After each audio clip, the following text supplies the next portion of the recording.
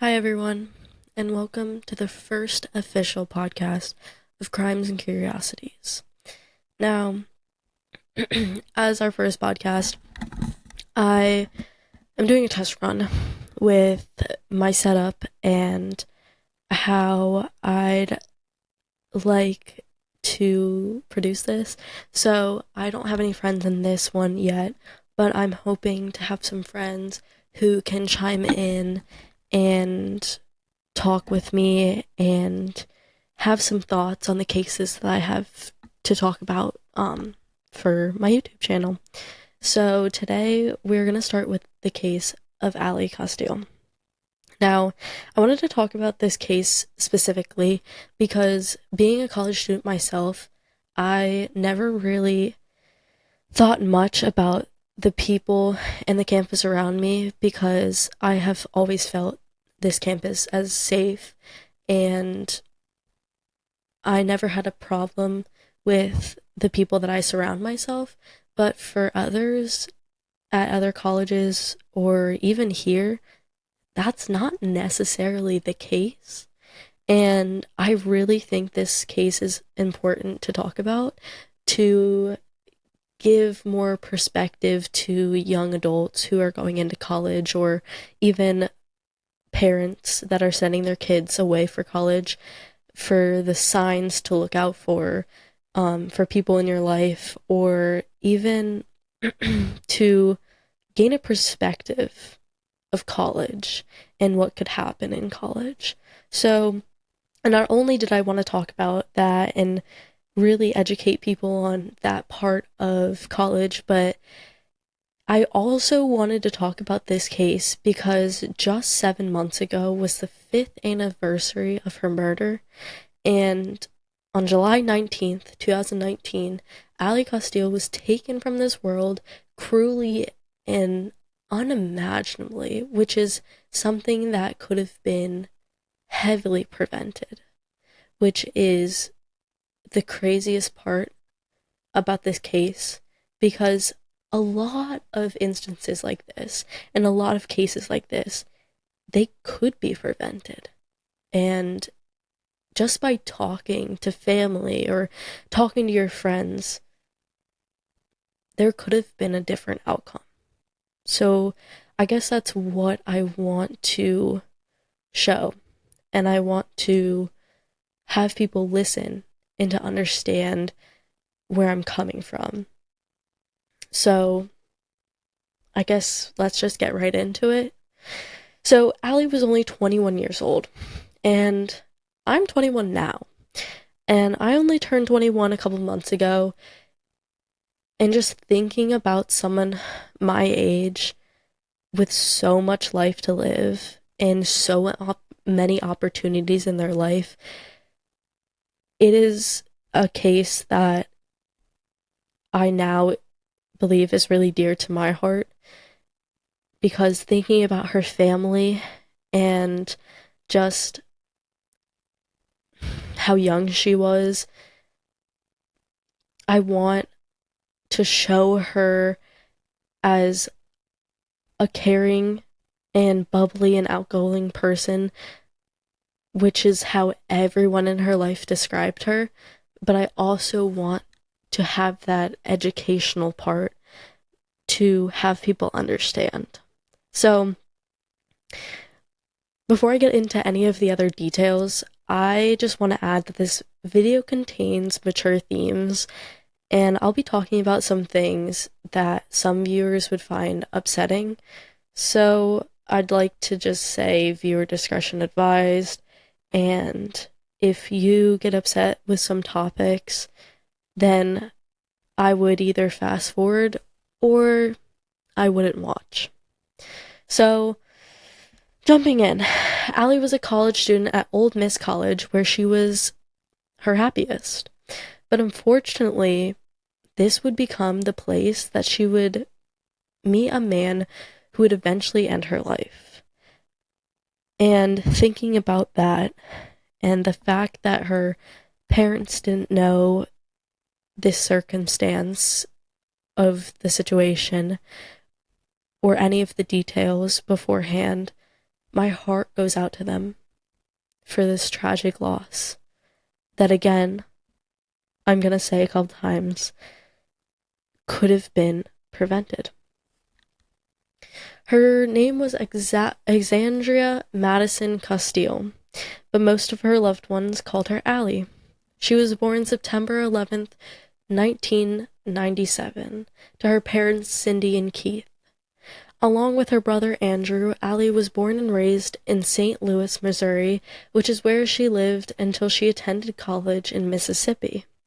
Growing up, Ally was said to be happy and an upbeat child, which seemed to have never changed in her life. While learning about Ally, it seemed that she radiated happiness and positivity, and she lit up every room that she walked into. Now, not only was she an overall nice person, but Ally was also a talented athlete and a student. While attending high school from 2012 to 2016, she was a member of the track team, the field hockey team, the golf team, cheerleading team, and so many clubs, including National Honor Society. I honestly don't know where she had all this time, because looking back at my high school years, I probably was in 2 sports and maybe 2 clubs at most. And she even did yoga and ran marathons outside of school, which I never had time for that. So I don't know how she did, but she managed it. And one of Ally's biggest goals was to attend Ole Miss College, which she achieved. There were several reasons why she wanted to go there. For starters, she always liked the preppy lifestyle that the school offered, and she liked the academics and how big the football culture was, which was a big part of why she wanted to go. She liked the big schools, and she even ended up joining a sorority, which was huge in the South. I mean, going to a school in the South, you either join a sorority or you don't, but usually a lot of the students do, because that is a huge part of it. And she even ran a golf club, which is really cool. And before all that, Ally wanted to get her degree in marketing. With all the work that she was doing in school, she even maintained a great social life outside of it. But just like a lot of girls, I mean, our age, my age, even younger, Ally wanted a boy to share it with. And just like that, she was determined to find one. Unfortunately, Ally did find one at Ole Miss, a fellow freshman, Brandon Thiesfeld, who was not who she thought he was. Brandon did some truly evil things that no one in his life thought he would ever do. It all started Ally's freshman year, and I remember the highs and lows of my freshman year. I mean, now it's kind of a blur, and I like to forget some of the parts. I didn't really have a great freshman year, but being introverted and having to meet all these new people and be an adult and have so much freedom is just mind-boggling. But Ally, she was fully embracing it, and this was a new adventure in her life that she was excited for. She loved meeting new people. She loved jumping into new clubs. This was something that she really, really enjoyed. And one of those people was Brandon, who was from Fort Worth, Texas, and when she met him, she crushed on him immediately. Many of her friends said that they had a off and on relationship for about 3 years, but never put labels on things. Dating is not the word I would use for these two, especially since they had never been on a real date in 3 years of seeing each other. I mean, Ally would bring him to social events, like sorority mixers or date party, but I don't know. I don't think I would count those as dates, and I don't think a lot of you would either. And I guess you could call it a date, but I will not. At some point, Brandon would straight up block her number for weeks on end, or even months. But she kept hopeful that one day they would be together. and hopefully with a label. I think what is complicating about these two is a lot of people in relationships have different views on their own relationships, and I definitely believe that Ally and Brandon had completely different views. I mean, Ally was someone that wanted long term. She wanted someone to be around, and she wanted marriage in the end. But Brandon, he didn't want the same.